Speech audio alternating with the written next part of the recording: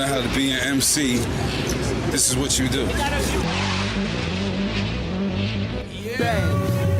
Yo, fresh out the airport, key to the city, handle you rats with gloves. Mickey, problem like Pac and Punt, no biggie, cheap ass breast implants, tough titties. See me in a hoopty, push it like a Maybach, run up if you want punk, think I'm past say Jack, treat it like a good loan, I be thinking payback, mama ain't raised no lame, I don't play that, niggas owe me money, say they down on their luck, I'm at their crib, 4D, in a U-Haul truck, listen bitch I want it all, take the paint off the walls, water from the fish tank, the bowl from the dogs, yeah nigga snapping on some repo shit, fuck you I'm crazy on some CeeLo shit. Cut your power off on some Tico shit. Leave your little ass lost on some Nemo shit. Bully any beat on some Debo shit. And fuck your X-Man, no hero shit. Yo, I'm AC cool. Nah, I don't sweat it. Quote it if you read it. Tell him H said it.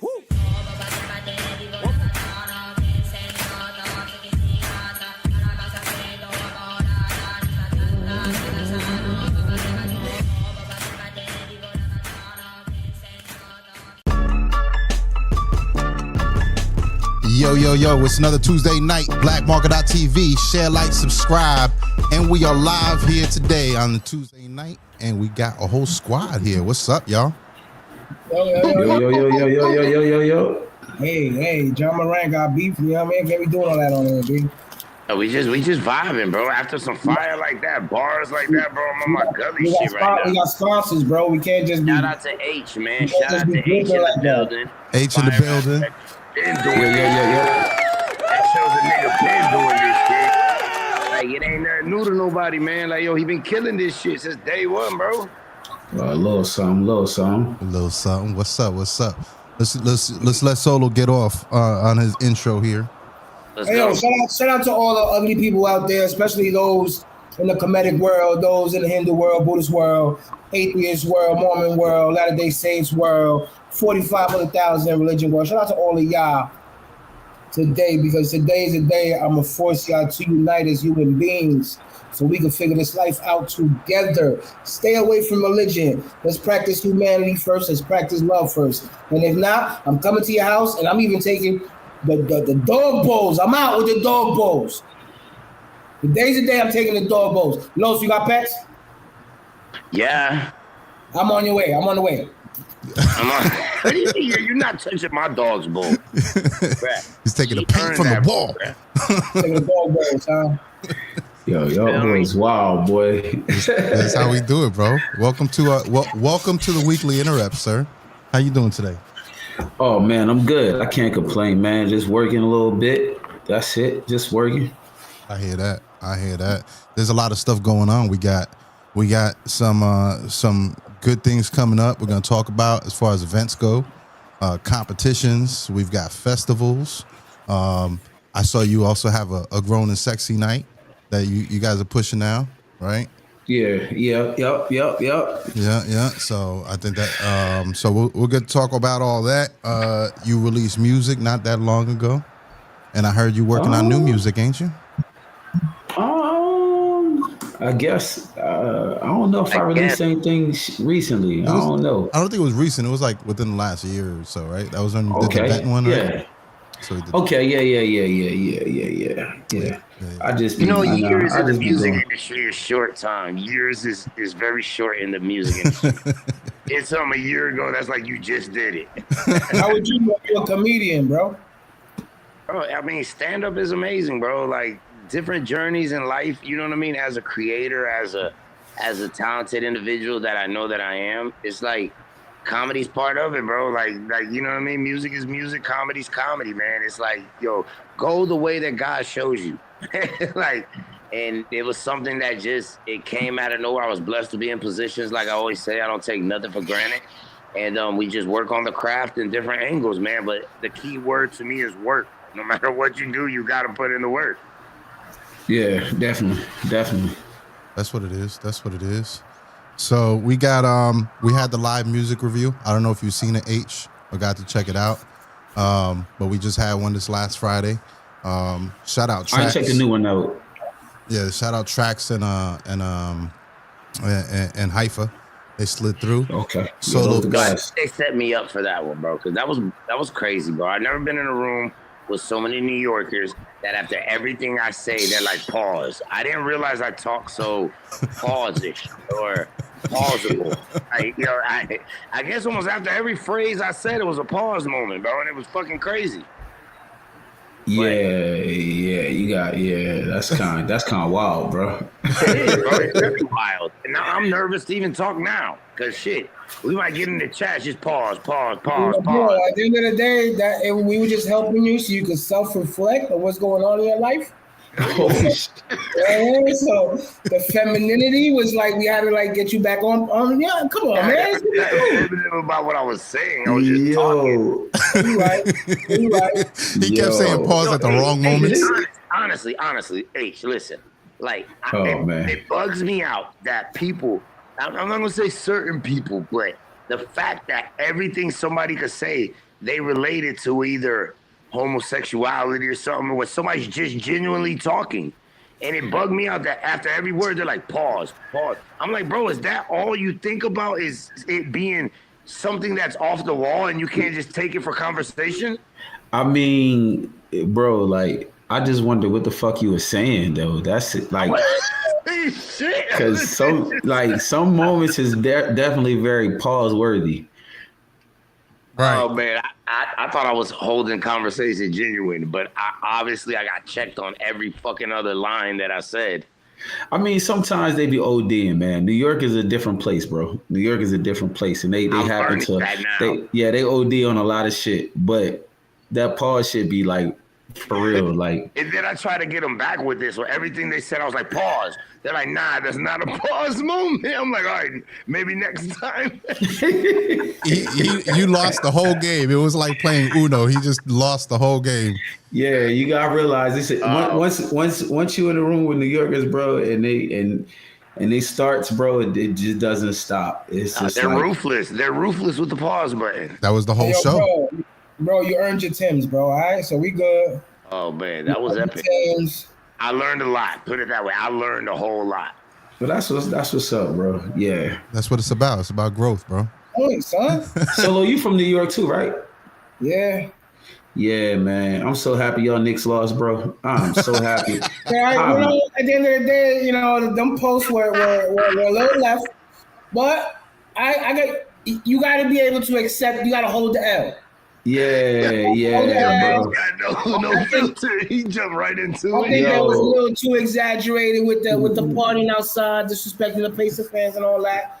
But like you said, it's New York, bro. Like anything's a win, bro. If they can wake up and see no rats or roaches on the stove, it's a win. Listen, the Knicks are why I stopped watching basketball in the 90s. Oh, here we go. You see? Here we go. That's why. But this what I'm saying. Like, here's my thing, right? Like, I was like, well, one, I wanted y'all to lose. I bet this guy every season that y'all not gonna win a championship. He bets me every year y'all gonna win a championship, and he's been obviously wrong since I met him. But two, like, the fact that New York was so excited about getting out of the first round was fucking crazy to me. And, I think the rationalization of it, like people like, oh, we just happy. I'm like, y'all don't act like this when the Yankees or the Giants, just advance. Y'all don't act like that. Y'all only act like this when New York Knicks win. Like, y'all don't tear the city up until y'all win a championship. And act like y'all been here before. That's how I feel. Act like y'all been here before. Y'all beating up, y'all ripping the clothes off of people. Y'all beating them, walking through the streets because they got a different jersey on. I'm like, my nigga, this is championship behavior. Y'all not even, y'all ain't even win the Eastern Conference championship. And y'all just happy that y'all just out the first. I said, come on, bro, come on, man. Hey, and like they said, like Reggie Miller did back in the day. I'm just saying, bro. Y'all done? It's cool. We back. It's cool. Go to New York. I used to be a Giants fan back in the day. When I watched football, I was a Giants fan, man. Lawrence Taylor got me into that. Being a basketball fan, you think it was necessary for them to fire Tibbs? Oh, they fired him? Yeah, he got fired today, 3 p.m.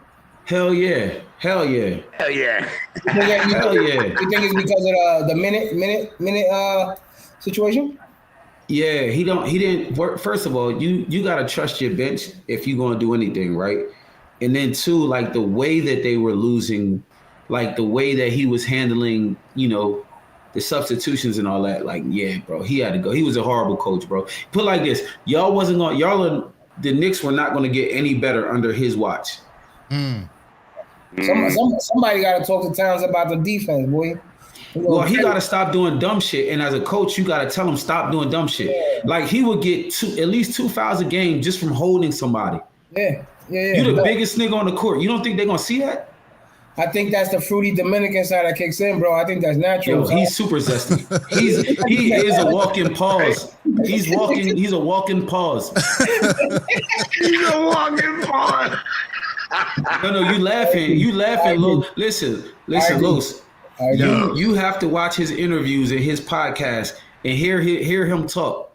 His posture's lit.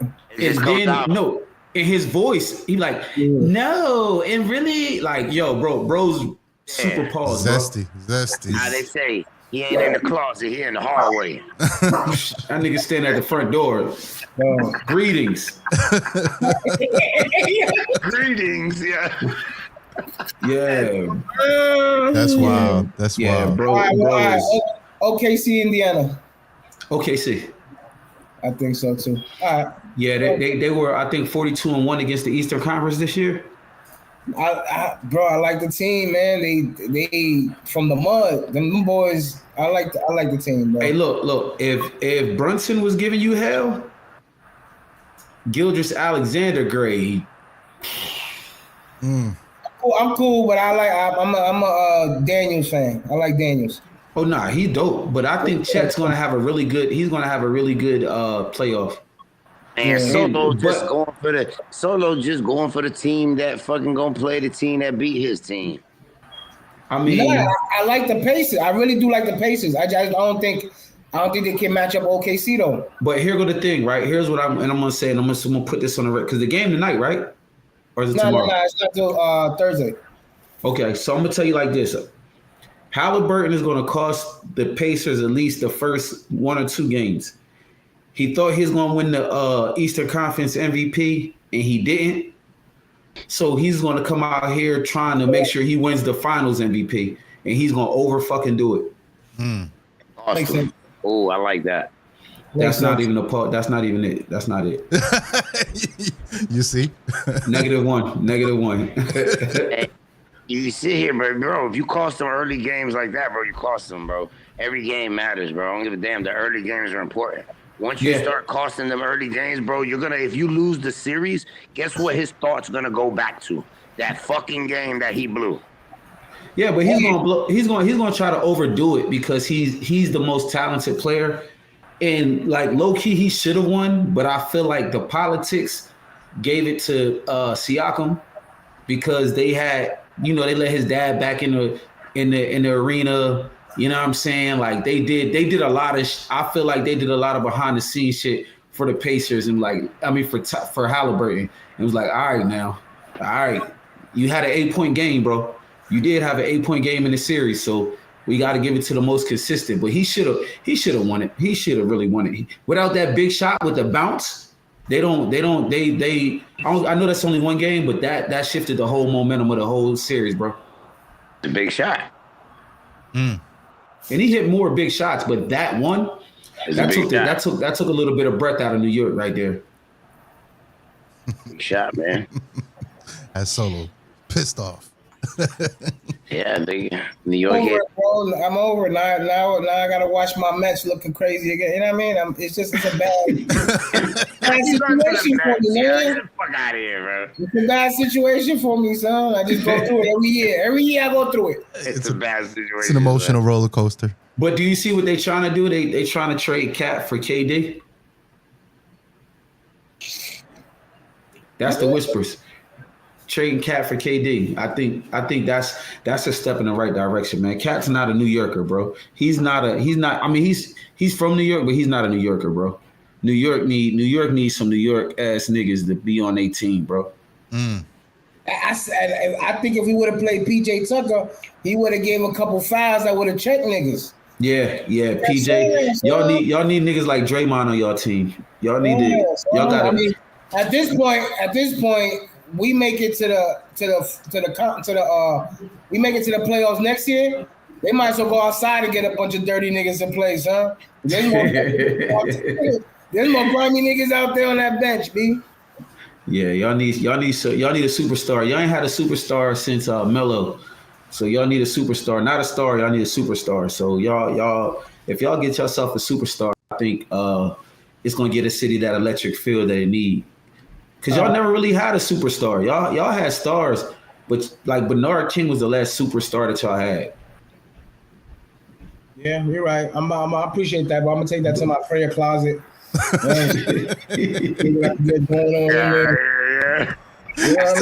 Not the prayer closet. The prayer closet is crazy, bro. Damn, New York. Hey, it's okay. Listen, Delaware, we ain't got a team. We close to the Sixers, but that's not us. Okay. You know what I mean? We ain't got a team, so at least you got a team, bro. Well, yeah, Lolo, you got a team. Yo, listen, bro. You don't even get me started, bro. Tampa ain't got a team. You know what I mean? What's the next subject, bro? I'm done. Let's talk King of the Stage, bro. King of the Stage is coming up. Oh my God! How was you gonna get my blood pressure up again? Y'all had a good run. Hey, y'all had a good run at King of the Stage. Y'all had a great run. Listen, I was telling Los about that because he wasn't there for that time. Bruh. So the first time we came out, Los, just to give you context, the first time Head Knocker was really a thing was at King of the Stage. That's how we came out. Nah, tell us how it went. Tell us how it went. Hold up. Hey, Los. I'm talking to you right now, Los. Let's go. So they already had a little. You know what I mean? They had some momentum. They had they was building a thing. People knew who they were, right? Okay. It's like when a NBA player have a breakout season, and then they become that. You know what I mean? Like that's what King of the Stage did for them. It was like they breakout moment. It's only been a few artists that really came to King of the Stage and had a breakout moment, but not too many of them rode the wave after. Yeah. You know what I'm saying? Like Boss Hippie had a breakout moment one time at King of the Stage. Shortly after he ran into some problems and it was short lived, but E&M their shit was like, holy shit, who the fuck are these guys? How far did y'all go that year? We went straight to the semifinals. Fucking Janelle, bro. Janelle got that's the year she finished second. Yeah. I would have gave it to her too. She was fine as hell. So you gotta have it all. Yeah, man. But the fucked up part is that she had never rapped, and that day she decided to debut rap against us in a round. There was no way we was gonna win. She had that singing, rapping thing in the bag, and she almost won the motherfucker for real. Yeah, it was a split decision. And she had motherfuckers in their feelings. And I always say with King of the Stage, it's two ways to win, right? I always feel like it's two ways to win. Either go left of what everybody else is doing and change the energy, or you do something really heart-wrenching that's going to get everybody in their feelings. And I think that's what Mr. Unknown did the year he won. He had everybody in there teary-eyed and shit. Ain't T.O. won it like that one year too, right? I think so. I feel like that's the year he came out with the straight jacket. Yeah. With the jail story and all that. Yep. With the judge and all of that shit. Yup. Yep. King of the Stage for me is like I always look at it. I enjoy the competition because it's different, and artists go into it. If you've never been in King of the Stage, you have to really know how to approach it. So you've got brackets, right? You've got these rounds that you're going head to head. How many minutes? It's like the playoffs. So how many minutes do you have each round? About 5 minutes. One song or 5 minutes. Yeah. So the way that we did it is we took the 5 minutes instead of the one song, and then we would create little mini sets in each round in order to create kind of like a feel to get through the round.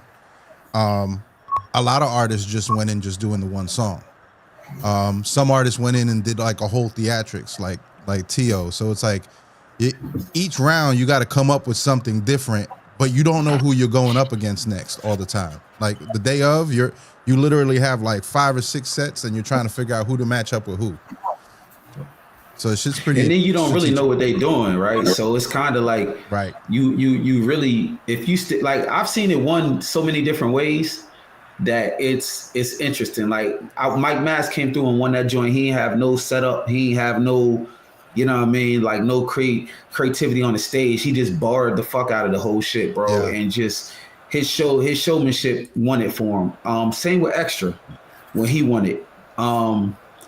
I think the most creative joint was I famous one. He had a whole storyline, and his thing was, if you want to see what's next, vote me to win.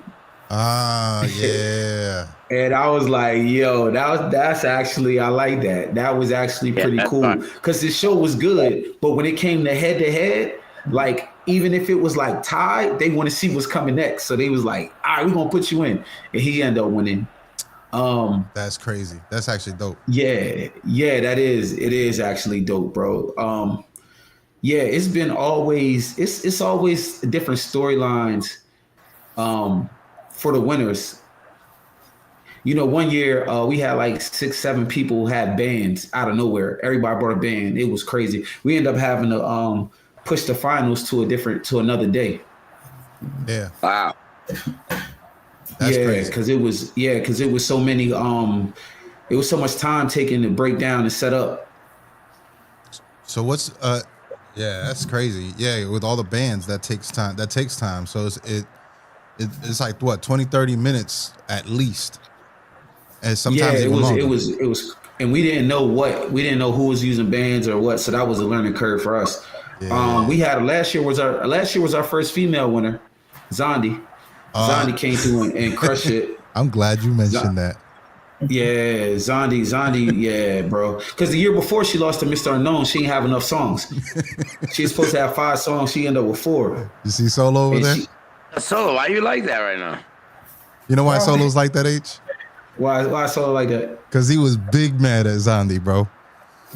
He was big mad at the judges, as a matter of fact. He was big mad at the judges. Okay. Because she knocked out pro material. Right? Okay. First. But I mean, okay. And then so there was a point there where she had knocked out pro material and she was just about to go up against what's his name from Spring Hill? Was it Mark the Prophet? No. In the finals? No. Skeezy. It was Keezy, right? So at that one was tough. I got you something. Hold on. This is what happened right before that round. If you weren't paying attention. Wow, I see what you did. Check it out, right?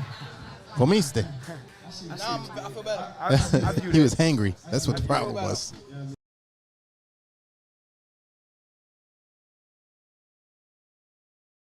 I agree with the judges right now. I'm fucking furious. No, I don't even want to hear that. I know. All right, whatever. I'm about to ride with my pick, though, and just let it ride. Oh, here we go. Now I'm mad. It's Keezy. We Keezy, sir. Team Keezy. Keezy. That's what he's going for. Keezy right now. At some point today, y'all gonna make me mad. I knew it, and it was right now. Yo, he's upset. Wow.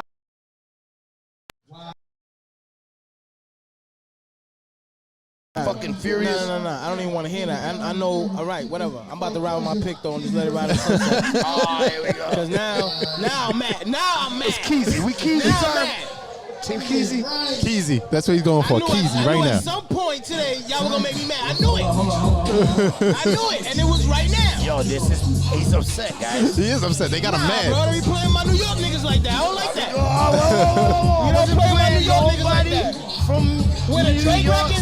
Come on, I wasn't playing nobody from New York City. And then the judge said, there ain't nothing like that out there. How many records out there like that? The whole Puerto Rico's like that. Come on, don't play me. You done? I don't like that. Tá passado, I'm papá. gonna dunk on somebody tomorrow at the barbecue. Yo, shut up. Barbecue's gonna be lit tomorrow. Barbecue is gonna be lit tomorrow. Basketball game. Y'all pulling up, right? We pulling up. I don't know that we're gonna stream from there, but we're gonna pull up. I'm gonna take some video. We're gonna do a recap. I think on Wednesday, if you got time, sir, we should recap today. If you down, if you got time, even if it's on Skype, and let's just talk about it. Oh man. You need to give him something to eat or Listen, something. there are 2 more battles. There are 2 battles left. This is the semifinal. We'll keep won this one. We should have. I definitely could have won this one. But- Dad would have definitely not beat me, son. Yeah. I'm gonna tell you right now. I would have wished the judge would have bet against me against Jerry. I don't want to hear it. I'm coming with all reggae vibes next year. I'm coming with all my backup I'm coming with vocals 30 Puerto Ricans. all the way up. Bunch of dancers. I'm coming with all my backup vocals all the way up.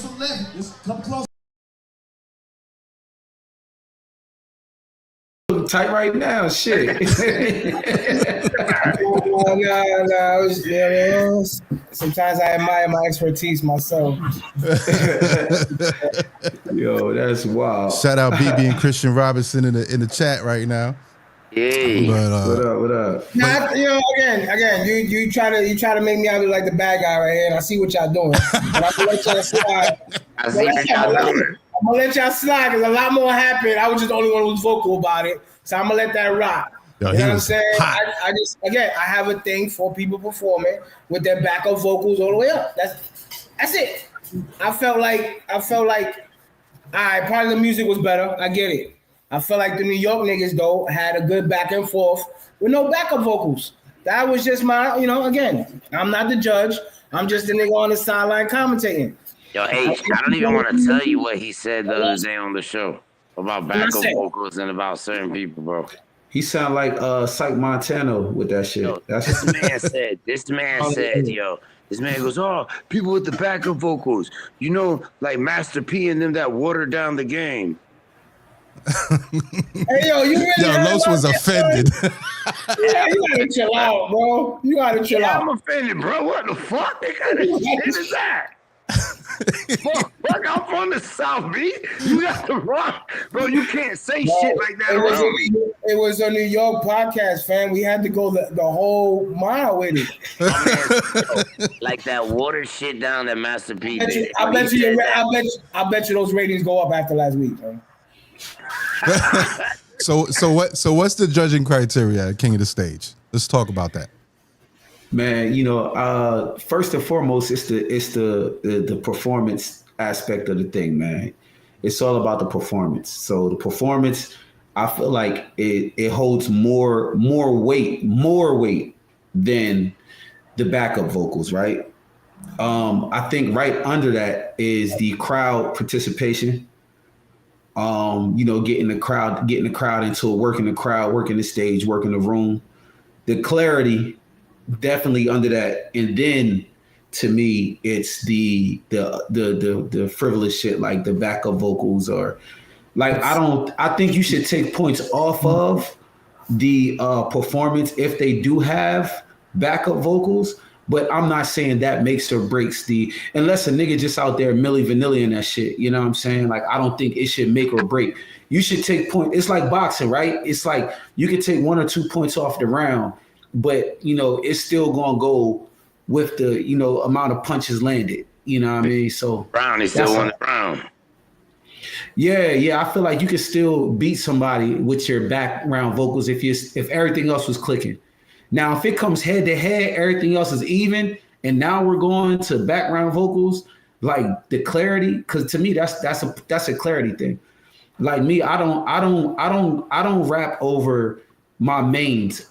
I might keep my ad libs on that joint, and I'm definitely keeping a hook on there. But as far as the mains for the verses and shit, nah, I don't think you should do that. But if that's what you do, then that's what you do. You may be deducted for that, but it shouldn't be. If the scale is 5, right? I think you should take off a point for that. So you telling me that Keezy with the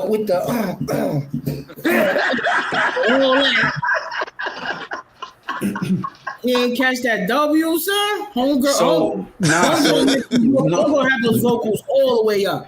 No, listen to me. I'm not a judge for obvious reasons, but do I think Keezy had a better show? Yes. Do I think that Zondi like outperformed Keezy? It's up to preference. But I think the thing that fucked Keezy up was it was like his other performances that he did previously all night. Like there wasn't really any differences through his performances the whole night. You know what I mean? So that's why I'm going back to switching out judges every round. Mm-hmm. Just so there's no as they say in the NBA, voters fatigue. You know what I mean? They're definitely fatigued.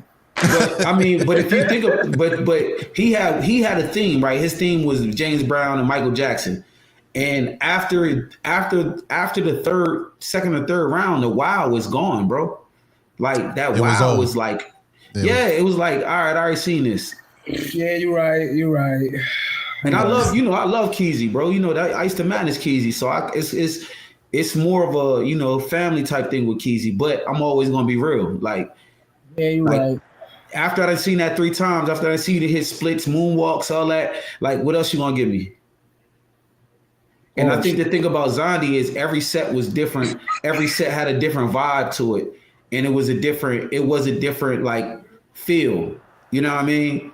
She was singing one. It was Caribbean. The next one, she was dancing on the stage, off the stage, but she knew what she was doing. Yeah. And she knew what she was doing because she lost in the finals of the last time. So she kind of knew what the plan was. I think honestly, like if Keezy, and this is premature because we only got like half the slots filled up right now. But my prediction, if Keezy was to get in it this year, right, I feel like he would win it. He'd be the first person to win too. Yeah.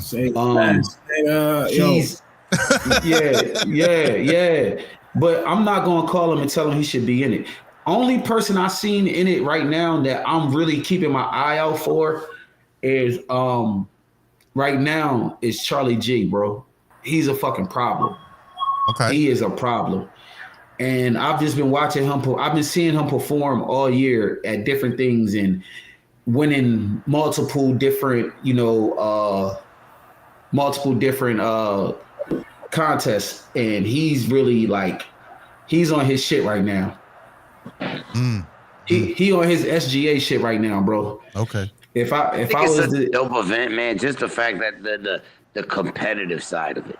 So for artists, it's like when they're pulling up, it's like, yo, yeah, you got a dope record, but it's like what you got after that dope record.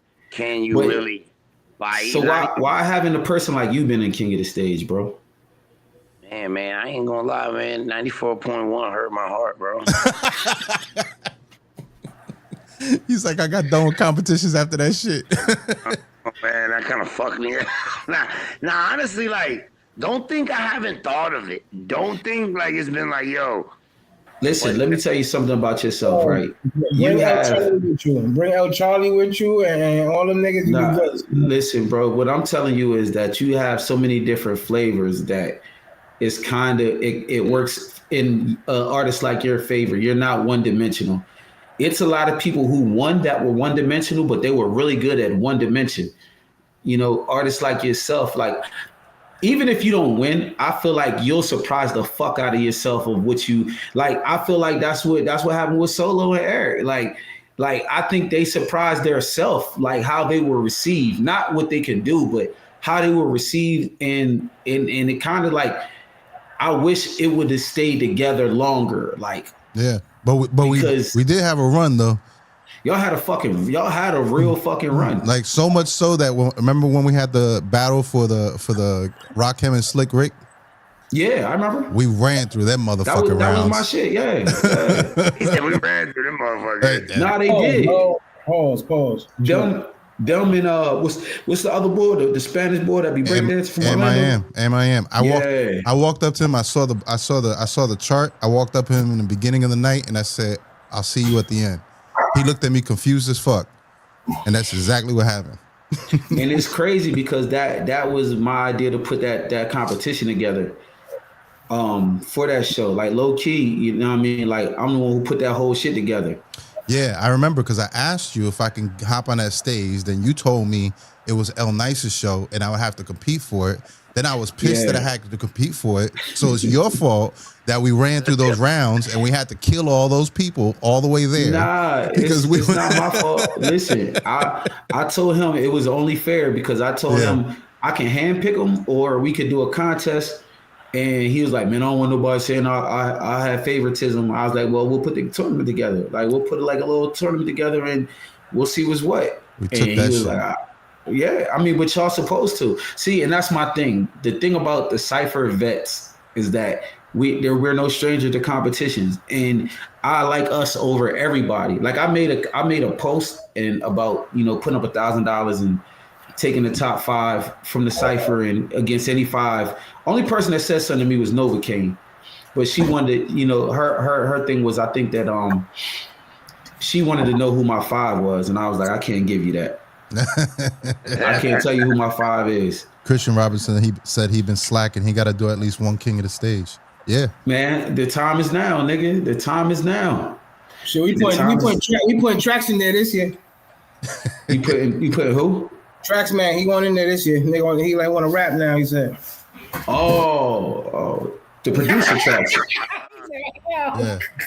My boy. Okay, I just want to make sure you're talking about my boy tracks. Here's the flyer, by the way, Christian. Just in case. There's the info right there, buddy. Yeah. I got you. So June 29th. Yeah. Who's that? Truth? Huh? Yeah. You talking about? Yeah, the young buck. Yeah. Yeah. Basketball coach. His pop was in King of the Stage, I think number 2 or 3. Yeah. 7. Yeah. Yeah, man. Yeah, that's crazy, bro. So you looking forward to this year's? You looking forward to this year's? I think so. Yeah. I think I want to see who's all in it this year before I really get excited. But Charlie got me excited, and I keep hearing about this dude from out y'all way, that 352 dude. But I keep getting mixed reviews. But I want to see him on the way he talk. He must be good. Which dude? He calls himself a Subboy. Maybe Solo know him. I don't know. Jay Swint. Jay Swint. It sounds familiar, but I don't. Yeah, he calls himself Subboy. Okay. Yeah, man. He's I keep hearing his name, and I might be mistaken. It might not be 352, but I'm pretty sure it's 352. You could speak out any of the judges you got yet or no? Nah, not yet. Not yet. You? I was telling these guys they're gonna have to take over the cast for a little bit. So But hijack that shit. Can't wait for that moment. So we're gonna see how that goes. I got to put Eric in the first round. So you can't do that because then that's a long haul. Yeah. We already got a couple slots sold from when he's gone. We got a couple slots, so we got to keep him out of there for at least 30 minutes. Okay. Yeah. See, Eric. Listen. A lot of people was mad at Eric the last time he was a judge. Why though? Or was I wrong? I don't know, and it's not my place to say who's right or wrong. I tell you why they were mad. They were mad. Well, why you say why then? No, listen. I'm going to tell you why they were mad. They were mad because I was honest. There were two crews that went against each other. They were both trash. And then me and what's his name? Mohawk dude. What? Oh, Jarvis. Yeah. Jarvis. So me and Jarvis sitting there. He's clowning them just like, bro. We're having the same conversation. But then when he talks, we both agree that we're going to say what the fuck we feel. And then he says kind of, he kind of says it, but he's kind of nice about it. And then I was the one that was like, well, you both suck. And I wouldn't push none of y'all to the next round. But since I got to choose one, I'm going to choose the one that sucks less. But you see, you got to have some type of diplomacy about it. You know what I mean? They suck. Nah. That's not entertaining. Nah. You listen, but here's what I'm saying. We dealing with artists, and artists are very sensitive. We all know we're all artists. We're sensitive, and all of us feel like we are, that. We all feel like we're that. So it's like, if I mean, you know me, I feel how I feel, but when I'm talking to certain people, so I'll give you a prime example. I did Amadeus's poetry slam thing, and I was a judge, and I had to tell this guy kindly on the microphone, like, you know, just because you freestyle during a competition don't mean that you're going to win. Right. Like, don't mean that we're going to lower our standards because you're coming off the top. You know what I'm saying? And that was my politically correct way of telling him he was trash. So I guess we went to break, and he thought he was going to press me about it. And he was like, yo, you ain't like my freestyle? I was like, nah, to be real with you, that shit was trash. And he was like, well, you think you could do better? I said, I would bet everything on my bank account that I would do better. But I'm just telling you that, you know, because they don't know I rap. They just be thinking H is this figure. The same thing happened to me that day. They pressed me about what I said, and I was like, well, if y'all want to compete against me, I'll run through y'all like it ain't nothing by myself. Right. But I'm just saying, like, when I'm in a judge's seat, see, I always remember when I'm in a judge's seat that I have to, you know, I don't want to make anybody feel any type of way about coming back to spend their money with the promoter. You feel what I'm saying? Yeah. Like, I don't want the end result to be like, man, I'm never fuck with this competition again, because artists are already sensitive. But when I pick my judges, I expect this from y'all. It's like, I know what I'm getting, but I got put on timeout. How I would like it to be, you know what I mean? How I would like it to be is like, you know what I mean? We just, you know, we let them down a little easy. We could be harsh, but you know what I'm saying? Like, I remember that year. Like, oh man. Listen. Damn. That was true. Because I had two of them, and it was early. I remember Jarvis. That's the year Jarvis, his car got hit by the trolley. It did. Yeah. That's so we started late. Yeah. So like it was like I had two of y'all at the same time, and I'm like, fuck, why'd I do this? Because Eric wasn't like that the year before, but them two together, it was like we were having a good time, bro. It was too many drinks. That's what it was. Yeah. Hey, exactly. Faded said Eric is the real rotten. Them niggas like, yeah, nigga, you fucking suck, you trash. I don't even know why you wasted your money to come to the studio. What the fuck are you doing here, you bitch ass nigga? Get the fuck off the stage. That's what they heard. You feel what I'm saying? And then when they pressed me, I was like, come see me on the stage, catch me outside. How about that? My bad. I'll be nicer. I'll be here. I don't want to get put on timeout again. Yep. Yeah, you got to sit a couple of them out, man. I was just like, yeah, I can't put these two niggas together. And Jarvis to this day still be like, yo, let me know if you need a judge. I'm like, nigga, no. Me and him talked about it. He told me, he said, we're both on timeout, bro. We got punished. Bro, y'all was just suspended for a little bit. I had to pull an Adam Silver, man. I had to suspend y'all for two King of the Stage. Like, say the Breakfast Club. Y'all going to detention, bro. Yeah, bro. Yeah, hey, I mean, they wasn't wrong. It's just like, you know, and it really wasn't a timeout thing. It's kind of like I never really have the same judges like back to back, but it was kind of like, all right, I gotta get somebody else in here that's gonna be a little bit more, you know, approachable, unruthless like these guys. All right, whatever. I'll be nice.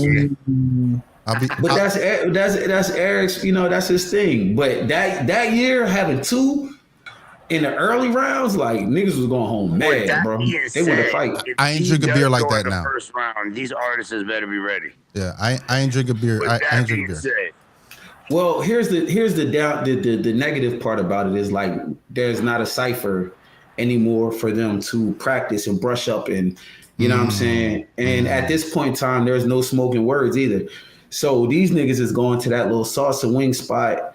And if y'all have been there, then you know what I'm speaking of. And it's I mean, there's places to go, but I mean, these are places that I wouldn't perform at. Yeah. They're not like really performance spots. Yeah, they're like, you know, we're going to give you a microphone and you on the floor. It's not a stage. There's no light, man. There's no sound, man. Like, there's no professionalism. It's kind of like a, you know what I mean, like a makeshift thing, bro. And it's a lot of it going on right now. And it's so much of it going on, bro. I feel like I'm doing a disservice to these artists. And I really feel like, we got to create a different platform. We got to get another platform for artists, bro. Like, damn, I feel like I let my artists down, bro. Well, there they go.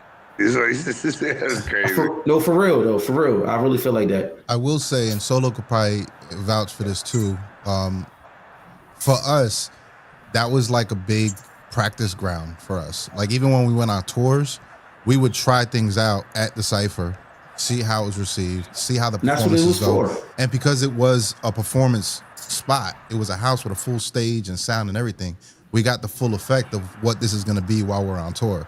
So that was our practice spot. That was home. It was home base. So it just made sense, you know? Yeah, bro. I really feel I wear that one though. I wear that one.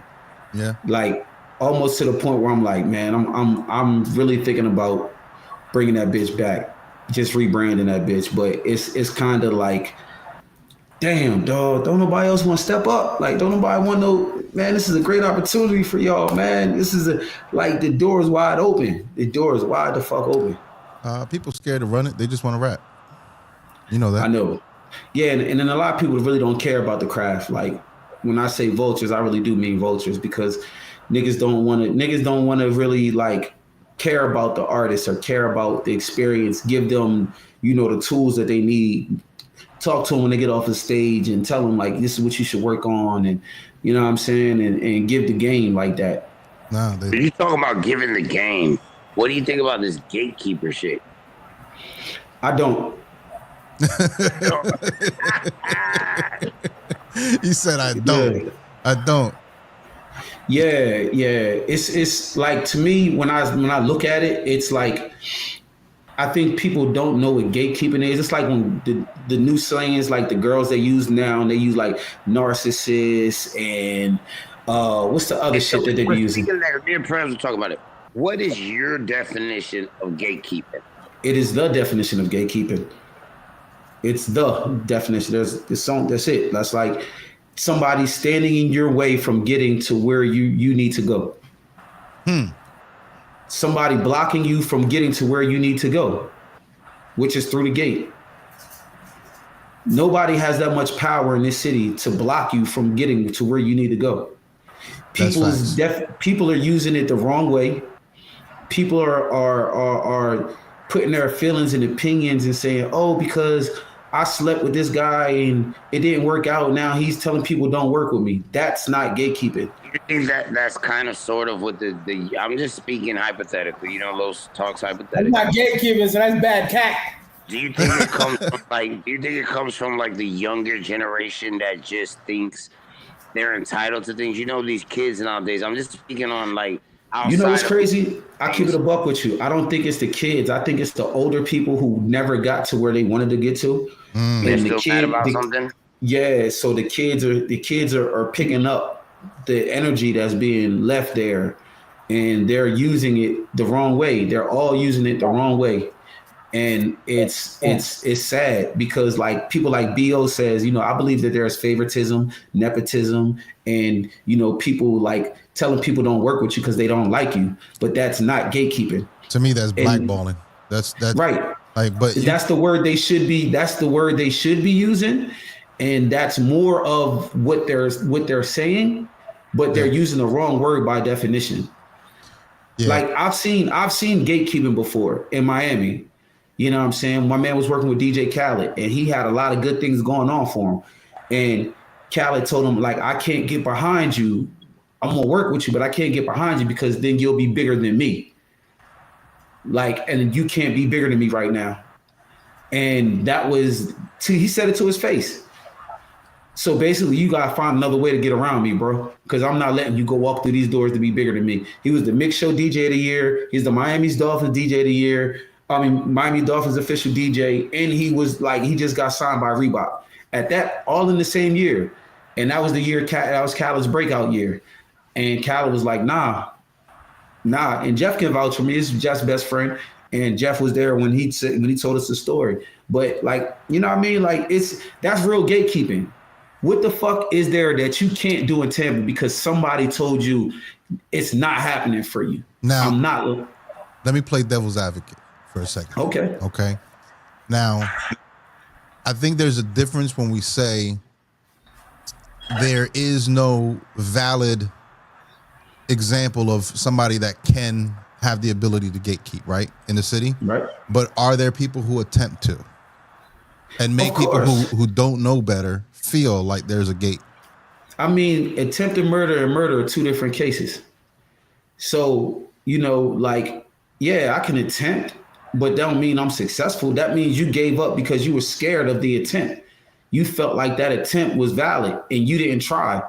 Right. So it scared you away. It scared you away. So no, you weren't. They weren't gatekeeping. Them niggas, they ain't like you. It's a lot of niggas that I tell nigga, listen, you let this nigga get on your motherfucking, you let this nigga be in the building again. I'm gonna turn this motherfucker upside down. I'm not gatekeeping. I'm just telling you, I don't like that nigga. And if that nigga come here, I'm gonna tear your motherfucking shit up. So if that's, you know, that's not gatekeeping. But people will look at that, oh, he's trying to gatekeep, he's trying to block him from being there. You know what I'm saying? It's a couple, you know what I mean, people out here that don't like certain people and they're not allowed to be around. Yeah. Yeah. You people, know what I mean? Yeah, that's how it is sometimes. I feel like there's a lot of blackballing going on. I don't know that gates, like, I don't feel like I've ever been kept from anything, but I'm also the type that don't give a fuck. Like, if I see you blocking something, I'm just gonna go around you, and I'm gonna find a way. Or go over top of you, go through whatever. you. Go through you, right? Yeah. Because there's nobody, like, if I wanted a job at radio, right, and somebody tried to block me from getting it, you know, that's gatekeeping for radio. Like, I want, because that's my aim. But my thing is, if you're aiming this low, and what is it that you want to perform at the strip club, and somebody told you, nah, okay, so I can say that's a form of gatekeeping, because that's your dreams and aspirations, is to perform at that specific club. But, you know, people on a minor scale, okay, I can see it. All right, I can see it on a minor scale. That's kind of what I told you earlier, Los. I gave him an example. I said to me, an example, like kind of like an example of what would look like gatekeeping is the bouncer who doesn't let you in the club, that for every reason you can be in the club because he wants to be petty. He's not letting you in the club. Give me 20 if you want in, but otherwise I ain't letting you in, but no good reason why. To me, that's like how gatekeeping is. But I feel like but then also on the other side of the coin, though, to be fair, a lot of these motherfuckers is trash, bro. They like, nah, I keep it a buck with you. A lot of motherfuckers don't deserve to go through that gate. That's what I'm saying. Goddamn thing. They mad at themselves because they just suck. And that's kind of the older people. Yeah. And I feel like, and then some of the older guys don't want to fuck with the younger guys because they're trash and they feel like their music is trash. But my thing is, my man Swish presented a question to me about this, and he asked me, because Tom G has all of these plugs, and niggas be mad because Tom G don't put them in front of his plugs. And I had to tell him, like, I don't think that's gatekeeping. When you vouch for somebody, if I vouch for you and you're trash or you fuck that up, they gonna look at me now. I don't have access to these people anymore. So I'm not putting my neck on the line for you. It's not gatekeeping. That's me protecting. Yeah, I'm protecting the plug. Come on, bro. You gotta protect the plug. That is a privilege of relationship.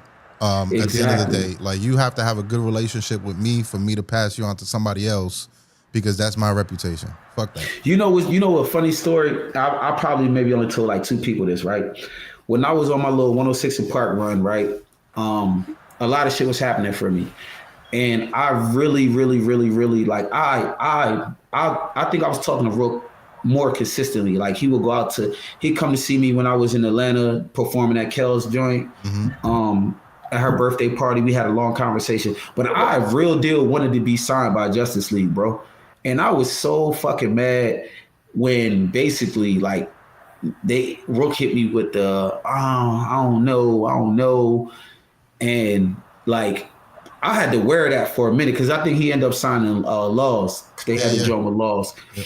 And I felt some type of way about that for a long time, until I got old enough to understand, bro. Like, everything you want ain't for you, bro. Sometimes people don't see what could have been. Like, they don't see it the way you see it. Everybody ain't gonna share your vision. Everybody ain't gonna think that's a good investment. You know what I mean? And at that time, I had so much going on, and I had so much momentum that I felt like if that would have happened, it would have, you know what I mean? Like, everybody's situation would have been crazy. But then I look at the Laws situation, you know what I mean? No disrespect to Laws, I love him. He's a good guy. And he's a talented ass rapper.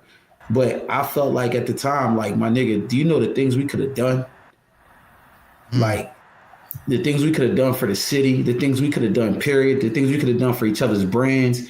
Like, but everything ain't for me. But I looked at that, and I was at that time, I kind of looked at it like, man, these niggas, man, they don't want to see me win. They don't want to, you know what I mean? I made it a personal thing. And I feel like that's what a lot of artists do, man. They look at a situation and think that should be me. And if it can't be me, then damn, dog, these niggas green, man. These niggas flawed, man. They hating. Feel that 110%, man, because like I say, with the radio station situation, when I was in that contest, like, to me, I looked at it, yo, if I win this, what can I do for the city? Like, you know how big it'd be for a local that's from town and country to get on Wild Splash. That would have been fucking huge to the city to be like, yo, everybody knows me, yo, we could have did that, and been like, yo, we did it.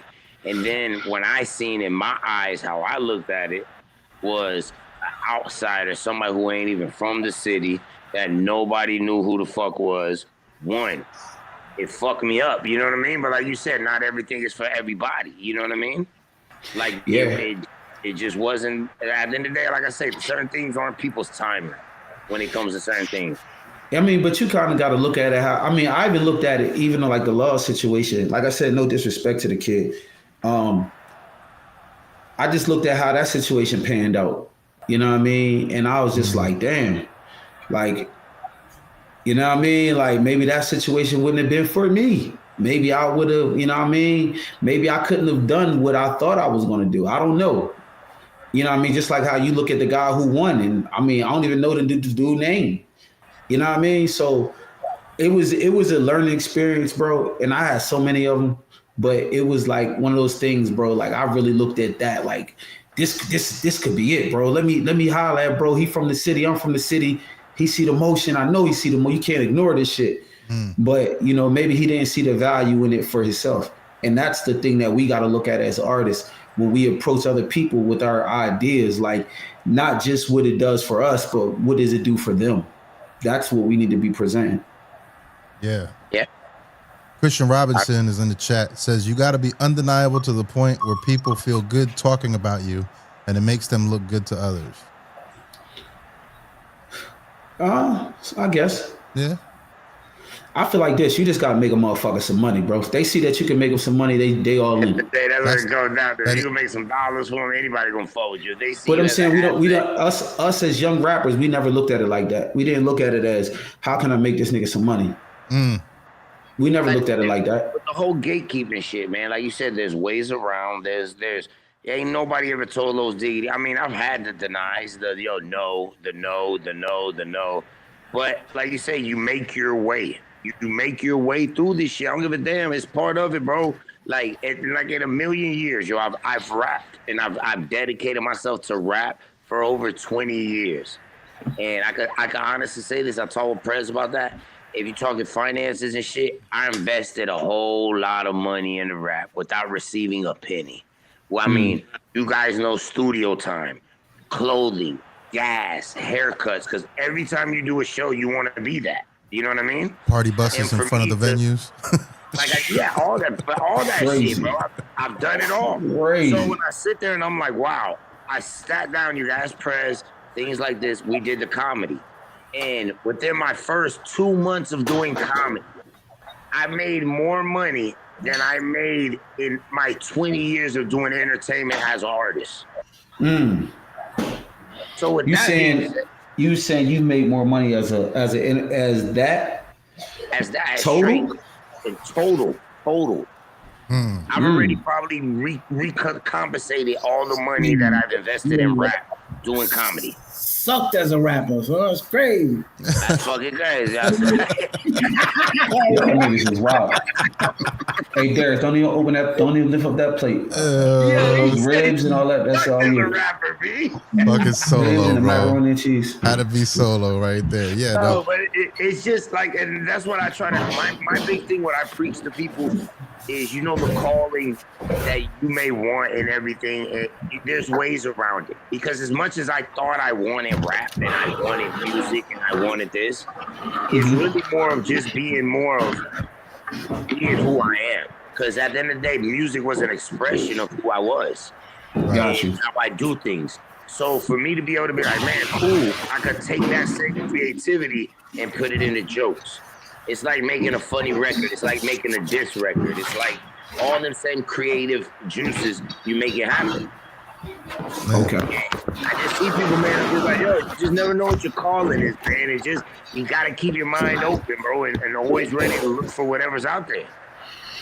Yeah, it's like, that's a true story. If you're somebody, you're like, I'm going to go get it. I need money. I want to make money. So if you want to make money, whatever comes in the way to make money, you're going to make money. But what happens with these people is like artists, I'm going to say one is that, yo, you want to make money? Cool, yo, you could do this at the club and be a bar back. Nah, I'm not making money rapping. All right. Yo, you could come to the club and work the door. Nah, it's not rapping. So they pass up all these opportunities on how to make money. Yeah, but I kind of look at it like this, right? So everything I've done since I've started the Cypher has been music related in the entertainment industry. Everything. It's been related. It's somehow, some way, it all comes back to the entertainment industry. And I think that what we fail to realize is that, right, no matter how much money you put in a rap, it opened the door for everything else you're going to do. So without that, you don't have these things. Like the rap is the foundation. And every artist, the biggest people in the entertainment industry, as far as just music shit, it started with rap. Our Diddy's, our fucking Jay-Z's, our Dr. Dre's, our 50 Cents. These are, the guys that's really made a way off of rap. And without rap, it's like all this other shit would never be possible, because then you'll just be another nigga who people don't know. I mean, it is a lot of things that artists are dumb about. And really, like, sometimes you just gotta let dumb niggas talk. And and sometimes, bro, I like me just being not dumb. It kind of just it irks me sometimes. Yeah, I mean, I ain't no genius, but I know a few things. You know what I mean? I ain't like Eric. You know what I mean? Like I don't know shit. I ain't building apps and shit. You know what I mean? But I'm pretty wise in this industry. But I kind of look at it like this, right? I'll give you one nugget real quick. When artists say, I don't want to go to the club and perform in front of a bunch of artists, I think that's one of the dumbest things that, to me, especially in this environment now, to say. Like, I'd rather put me in a building with 50 artists, put me in front of 50 artists. Like, I know the challenge is great because everybody feels like they're great. If I can win over some artists, I'm dope, right? Because if I bring I bring a couple girls or a couple friends that don't do music, right? They probably average maybe 500 to 1,000 people on their social medias. If I have a rapper that's posting me, he's probably around 10,000, 7,000, followers. So it's more eyes. It's more, if I can get them to say I'm dope, I'm getting more people to listen to me to say that I'm dope. Right? To me, it's a numbers game. Now we can target market after that, but the more eyes, the better. To me, the more fans, the better. If I can say, pull out your phone, if I can convert a rapper to a fan, pull out your phone. Now I'm seeing in front of tens of thousands versus somebody who just works at McDonald's or Dollar General who might got 500 followers. You know what I mean? Like, to me, the value is a lot better. You know what I mean? So I understand why when Jay-Z used to drop CDs, like Fab will go buy a whole box of them, like 250 of them. That cosign from that artist, that cosign from that company means something, because it's like, all right, bet. And that's why the companies follow these rappers. That's why when you look at all these people who are influencers for these big ass companies, Super Bowls and all of this shit they're artists, because the artists have the fucking juice. They have the following. Only thing that's bigger than a artist, a major artist, or is a major streamer. And they always want the biggest artists on their streams. So if we going by numbers, let's do numbers. Like, what makes sense?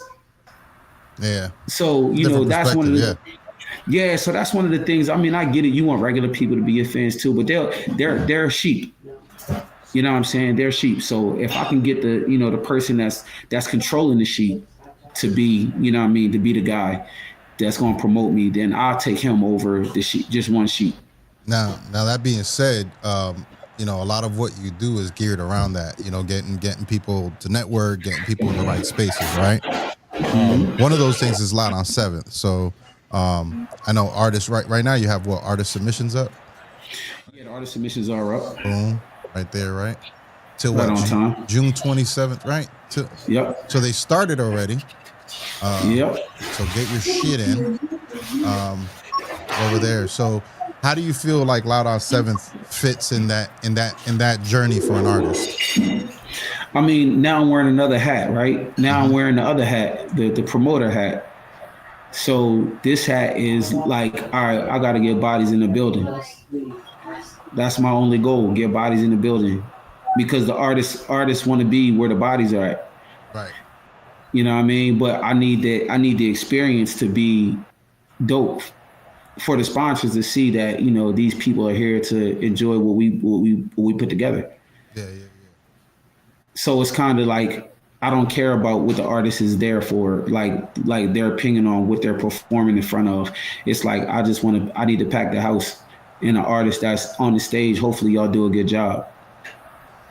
We want to put the best artists on the stage. Dope. And traditionally they have they do a few, so if I'm an artist, I get in, I may not just have one event that I'm performing at, right? Yeah, one or two. Yeah. Okay. That's pretty dope. Yeah.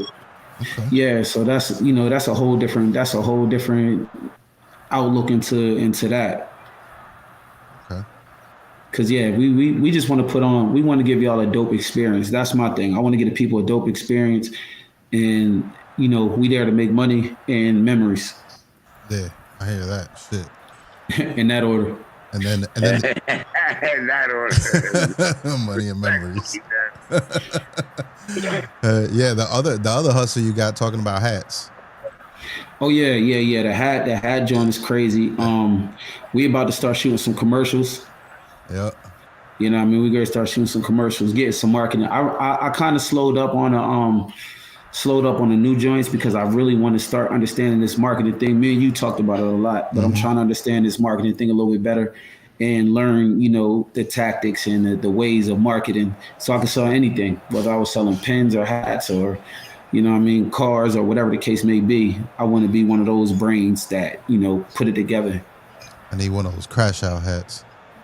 Yeah. You gotta come to the crib, bro. I got them in the stash. I don't know if you can. It's so crazy because I shit you not a lot. My wife can tell you, man. I have. Hey, you see these there? Hold on. Which way I gotta lean? Go ahead. You see that box behind me? Yeah.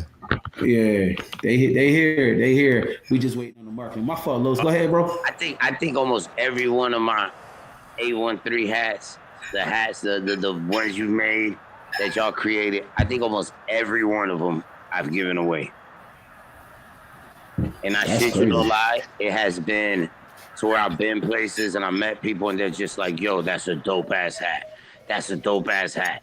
And I'm like, yo, you like the hat? Here, take it. And they're like, yo, you just gonna give me the hat? I'm like, yeah, here. Like, I know the plug, I'll get another one. Like, but here. Nah, Los, I can't take the hat from. I'm like, bro, take the shit, bro. If you want me to sign it, I'll sign it. But take the fucking hat. Hey, Los, let me tell you something, bro. Some of them hats ain't never coming back, bro. That's why I got a wall of them. At the end of the day, man, I'm a firm believer in, man, let somebody enjoy it, man. Let somebody who really value the whole, they see it and they believe in it. You know what I mean? The whole message, the 813 for somebody that, like me, I rep the city all day. You know what I mean? I'm outside with it. Those ones I might bring back. The first joints, the black classic 813 joints. So when they I'm like, yo, here, take them, bro. And to me, it's just like we say in Spanish, orgulloso, a feeling, just like, yo, here. I know they're gonna rock the shit out that bitch. Like, here, that's right. You know what I mean? They've been dying for a hat. So yeah, the one that Eric got on his head, boy. Those motherfuckers, bro. I got all the OGs. We didn't sold so many of those motherfuckers, bro. Like. Yeah. We done remixed the fuck out of them bitches so many times. I'm tired of seeing them, but people love them joints, bro. They still selling, bro.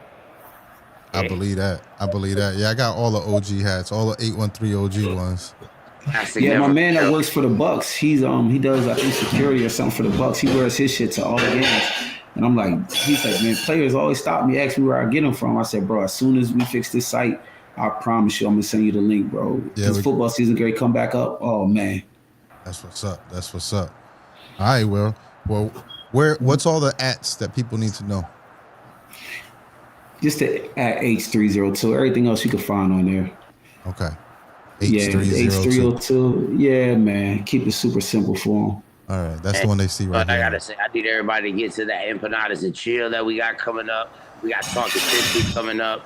We got I got a show June 15th, Father's Day, Wesley Chapel, Side Splitters. We're gonna be there opening up for Larry Dog. We're gonna be opening up for Larry Dog in Wesley Chapel. Then the following week, I'm in Atlanta opening up for Ostalito again over that way. So y'all make sure y'all tune in for the comedy shit, man. Y'all know what we doing, man. Yo, keep me in the loop with the Wesley Chapel shit. I ain't too far from there, bro. I always get the flyer the day after. I see the flyer the day after every time. I'll be like, dang. It's Father's Day. I know it's Father's Day, so I know a lot of people gonna be busy. But the show, if I'm not mistaken, it starts at 7. So it's a Sunday. It's later on in the evening. So I know after all the daddies seeing people, if it's available, you know what I mean? You got time, slide through. We're going to be lit. Yeah, it's not a long event either, right? It's like till like 9 o'clock, 10 o'clock. It's like 2 hours to like 9 o'clock. So you got plenty of time to get back to the crib. And, I might do that, man. I might do that, bro. I just might do that. Well, shout out BB. We got Christian in the chat, still here. Yo. Maestro here in the chat. Shout out to him. How you see the chat, bro? I can't even see the BB chat. here. That's the Facebook chat. Then on the YouTube chat, we got Cammy. Facebook. We got DJ Fader that was on here saying that I was the real rotten. That's my dog Fader. Yeah.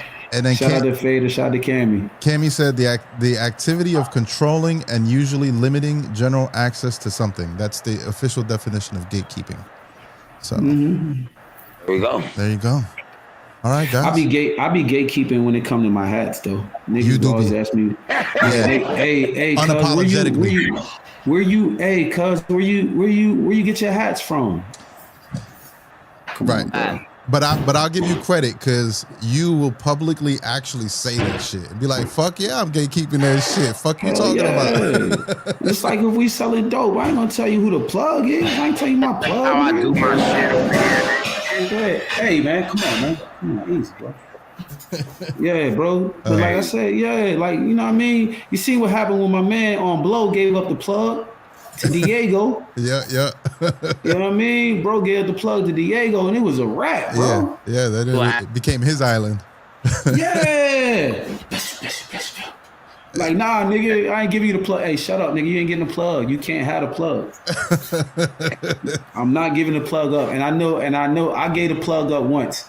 And it's crazy. You know what? Let me before we go, man. Go ahead. Have at it. Let me just get this off my chest, man.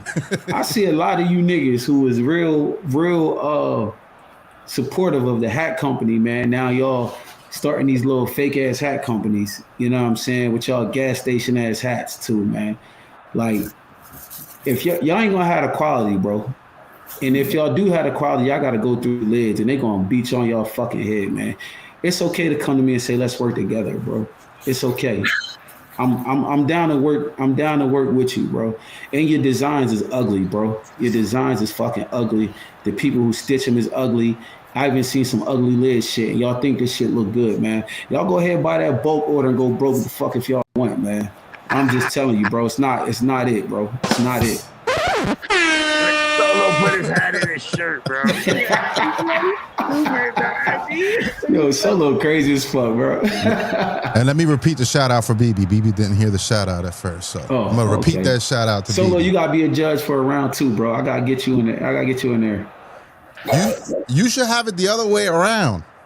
That way I'm less away from the table, less time away from the table, because that round 1 is long. All right, so I ain't gonna put you as a judge at all. Solo, you got his job, bro. You got the job? We're gonna let you got the job, Solo. Oh, snaps. We got remember, learn from my errors. Okay. I'm good. You Illuminati, bro. I don't rock with you like you already know I don't play with you like this. Just for that, I'm gonna play some old school solo going out. Oh man, let's do it. Yeah, we're gonna do some solo and Laws, Springstead Lunchroom vibes. We actually did. Shout out to Laws, man. Shout out to Laws. No shade, my brother. No shade. I don't want no smoke. Yo, check this out. This video, we did it. We went to Brooksville, and if I'm not mistaken, it was the graveyard in Brooksville. That was the most haunted graveyard over here. Y'all playing in the graveyards, okay? Listen, I mean, again, this is the wild days. Laws drove us to Terra's house, DJ Terra's house. Yep. Picked him up. Went to the graveyard. Now again, with a bunch of creepy shit from Terra's garage. This nigga decided he wanted to perform on top of the graves. He wanted to take pictures of other people's graves. Yeah, in mirrors. Come on, man. All right. So eat 2 bags of Meek Mill chips. I just posted up on the tree. I was a little skeptical, whatever. The minute we leave the graveyard, nigga Laws gets sick. As he should. What the fuck you playing on these graves for, bro? Man? And this nigga was sick for like 6 months, and they couldn't figure out what was wrong. Shit. Yo, and then I believe one of his family members, his niece, got sick for a minute too. Like it just kept going, son. He hit up Solo and was like, "Yo, make sure you delete the footage. Delete it right now." So Solo calls me up, and Solo's like, "Yo, delete the footage." So I'm like, all right, yeah, whatever. So I just put the, and then later, Laws hits us back and is like, "Did you delete the footage? You still got it? Let's put the video out." Yo, I'm not even gonna watch the video. I'm gonna close my computer, bro. I'm logging off. Y'all niggas laughing. I don't play with that type of shit. We did it a while back. It's all right. You'll be all right. No. I'm telling you, I'm hanging up. I'm the fuck out of here. I'm the fuck out of here. Oh my God, I'm good. All right, yo. Well, I appreciate y'all jumping on. It's the Weekly Interrtupt every first and third Tuesdays. Y'all know, share, like, subscribe. Appreciate everybody in the chat. We out. All right, y'all. Peace. Yeah. Solo, this that Springstead Lunchroom track. Feel me?